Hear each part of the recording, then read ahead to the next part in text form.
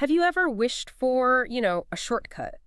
A way to just get something really profound, something maybe a bit challenging, something that might even change how you think about music or, well, creation itself. Yeah, like cutting through all the noise out there. Exactly.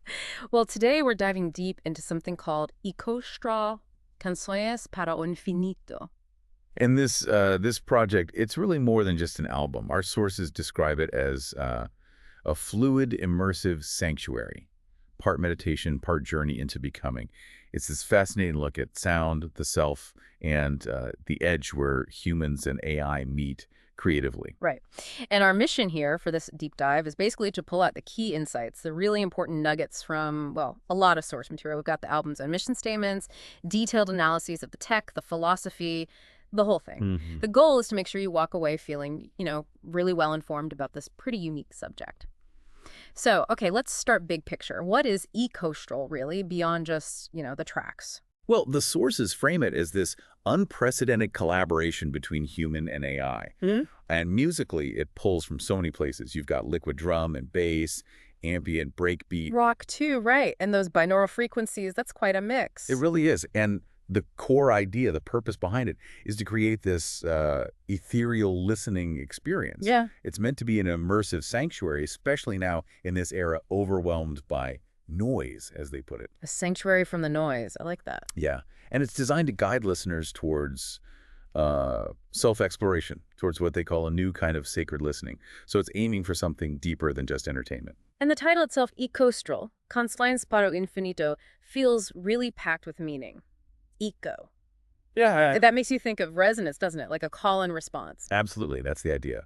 And then astral connects it to the metaphysical, right? The cosmos communicating. It immediately takes it beyond just sound waves into this much bigger conceptual space.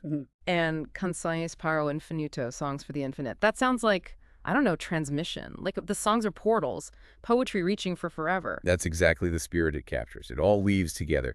And there's this quote they used to introduce it from the Brazilian artist 𝗧𝗕sᗵ𝗪. Oh, yeah. It says, "It is a moment, a unique instant, a cosmic rapture." It really sets a specific kind of tone. A cosmic rapture. Okay. So this project, it also really pushes buttons on who the author is, right? Totally. The sources say Ecoastral came from a hybrid process, human intuition working with AI contribution. And they list a whole bunch of platforms: ChatGPT, Meta.ai, Refusion, Suno, Kits.ai, Moises.ai. Wow, that's a serious toolkit. But here's the phrase that really jumped out at me from the material. AI here is not a tool, it is a co-dreamer. A co-dreamer? I mean, what does that actually mean in practice? How do you co-dream with, like, an algorithm? Well, I think it suggests moving past just giving prompts and getting expected outputs. It's more like cultivating a relationship, allowing the AI to surprise you, maybe guide you, even push back in ways you didn't anticipate. Less tool, more creative partner, maybe one that speaks a, well, different language, but shares the vision. But isn't there a risk there, losing the human element? If the AI is co-dreaming, how do you make sure the final thing still feels like your art, your intention? That's a great question. And the album's concept seems to tackle it head on. It talks about mirroring the dissolution of ego and fixed identity in the creative process. The idea seems to be that to create is to surrender, not to impose. Surrender, not impose. Yeah, so maybe it's not about the human voice being lost, but transform. It definitely makes you think, doesn't it? What could it mean for your own creative work if AI isn't just a tool, but a co-dreamer? It really does. It shifts the whole paradigm from, like, solo genius to something more relational. Exactly, a dynamic interplay. Okay, so speaking of journeys, there's this central narrative, right, about a woman, a protagonist from São Paulo. And her story isn't your typical hero's journey, is it? The sources describe it as a spiritual metamorphosis. Happened through dreams, sound, cosmic communion. And it's about surrender rather than conquest. Feels gentler. It does, and intuition plays a huge role. It's presented not as some fuzzy myth, but as a real practical guide for her. There's this lyric, "Ela segue o som que ninguém me ouviu." Which means? She follows the sound no one else heard. It's illustrating how trusting that inner feeling becomes her, well, her compass. Following the sound no one else heard. And it even talks about doubt differently, right? Making doubt sacred. Yeah, in the track Marés de Incerteza, Tides of Uncertainty, the lyric goes, "A dúvida também é sagrada, no caos mora o sinal." Doubt is also sacred. In chaos lives the signal. Wow. It suggests this Profoundly feminine wisdom, not necessarily gender, but archetype, accepting ambiguity, intuition, mystery, finding signals in the chaos, not just trying to eliminate it. Finding solace in the unresolved. That's powerful. And the peak of her journey, the real transformation, is where she becomes the art. In tracks like 𝗑ᗕᗕᗕ, Body of Sound, and 𝗓𝗕 sempre you dia, Forever and a Day, it says her body became music made of breath. Her body became music. Yeah. It's not just about her story. It's framed as an invitation for you, the listener, to maybe transform your own perception, to kind of dissolve into the sound, too. Okay, so that's the philosophy of the narrative. But how does it work sonically? How does Ecoastral actually create this immersive, transformative feeling? The sources are pretty clear. The sound design is like its own sacred language. Every little piece, frequency, beat, texture is chosen deliberately for a spiritual effect. It's not just random noise. Exactly right. Take the binaural beat, for instance. It's a continuous 4.5 hertz beat. Now, that frequency aligns with the theta-delta gateway in the brain. That's linked to states like deep meditation, lucid dreaming, getting access to the subconscious. And they achieve that with slightly different frequencies in each ear, right? Like 216 hertz in the left, 220.5 hertz in the right. Precisely. The brain creates the 4.5 hertz difference internally. And crucially, it's mixed really low, like negative 36 dB low. So you're not supposed to hear it consciously. Right. The sources say it's not to be heard but felt. It's this subtle invitation towards heightened awareness and receptivity.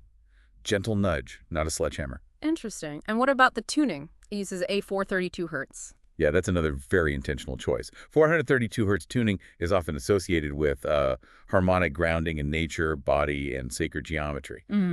Some studies and a lot of anecdotal accounts linked to reduced anxiety, a better perception of beauty. Right. It's about fostering this sense of well-being right in the sound itself. In the key. D minor. You usually think of D minor as the saddest key, like Spinal Tap set. Right, yeah, exactly. But here, they flip that.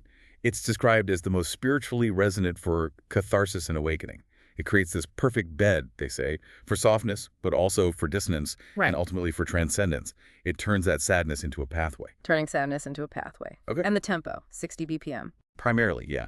60 beats per minute, 1 beat per second. That mirrors the human resting heart rate, more or less. Ah, okay. Makes sense. So it's described as perfect for trance, ambient drift, or ceremonial rhythm. Very grounding, very calming.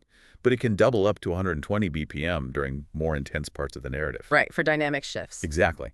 Without totally breaking that underlying pulse. So you take all that, the binaural beats, the tuning, the key, the tempo, and then you layer in this wild mix of genres. Ambient, liquid drum and bass, alt rock, even industrial touches.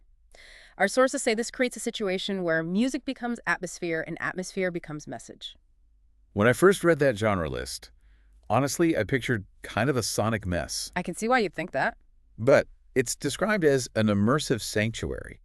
How do those seemingly opposite things work together? Well, I think it's in that fusion, that unexpectedness, that the magic happens. It allows for these moments of real contrast and release. Imagine like the energy of a drum and bass beat, that driving pulse, but maybe it's smoothed out. Yeah. Less aggressive. And it's carrying you through these really lush, atmospheric ambient sections. It's like a controlled chaos, maybe, guiding you, not just hitting you over the head. A controlled chaos. I like that. And this all serves the narrative arc, doesn't it? They call it the astral river. Unfolding through 12 tracks, 12 fluid songs. Each one is like a liquid chapter in the protagonist's journey of becoming one with the universe. It's structured. Yeah, it's definitely a guided journey for the listener, not just a random playlist. And the sound reflects that journey, like chamada silenciosa, silent calling. The first track, it starts really weightless, ethereal, ambient. That's that initial intuitive pull, right?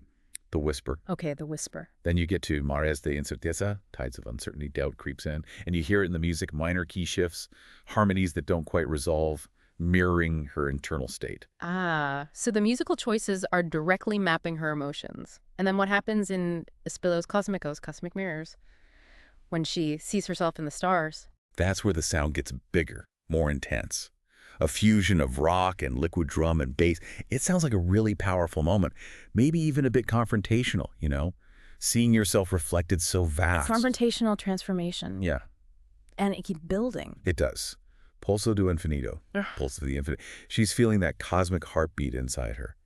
The music hits a climax here, bringing in liquid drum and bass, but also these industrial elements, reflecting that intense internal connection. Like the universe's rhythm becoming her own. Something like that, yeah. Yeah. And then comes the peak transformation, corpora de psalm, body of sound. Yeah. She becomes the art. You hear these breath-heavy melodies, like her own voice is the main instrument. Wow. And finally, para sempre, dia, forever and a day. It's the awakening, but the dreaminess lingers. The music returns to a more minimalist ambient feel. A full circle, almost. Almost. And that leads to another really neat design choice. The album apparently ends with this slow fade out. Okay. It has time to seamlessly fade back into the very beginning of the first track. It completes this near-perfect circle. Reinforcing that whole idea of eternal resonance, transformation, the cycle. Exactly. It makes the whole thing feel continuous, like a loop, almost like a breath meditation you can just keep flowing with. So wrapping this up, what does it all mean for us listening in, this deep dive into Ecoastral? It really feels like, well, a remarkable look at sound, at self, and definitely at this new frontier of human-AI co-creation. It really does. It's like an invitation, isn't it, to listen not with ears, but with soul, as the sources put it, guiding us from feeling resistant, maybe, towards resonance. And hopefully this discussion has given you, the listener, a unique angle on art, consciousness, technology, maybe sparked some aha moments or insights you can take with you. It really points towards a new way of engaging with creativity, maybe a new way of listening altogether. Definitely. So as we finish, here's something to maybe mull over, something that goes a bit beyond our sources today. What if this merging we see in Ecoastral, this blend of human intuition and artificial intelligence, what if it's doing more than just changing how we create things? Where are you going with this? Well, what if it's actually showing us something fundamental about consciousness itself? That maybe we, just like this art, are kind of destined to dissolve boundaries, to vibrate together as part of some infinite co-created whole. Wow. That's a big thought to end on. Dissolving boundaries. Becoming part of the whole. Something to think about.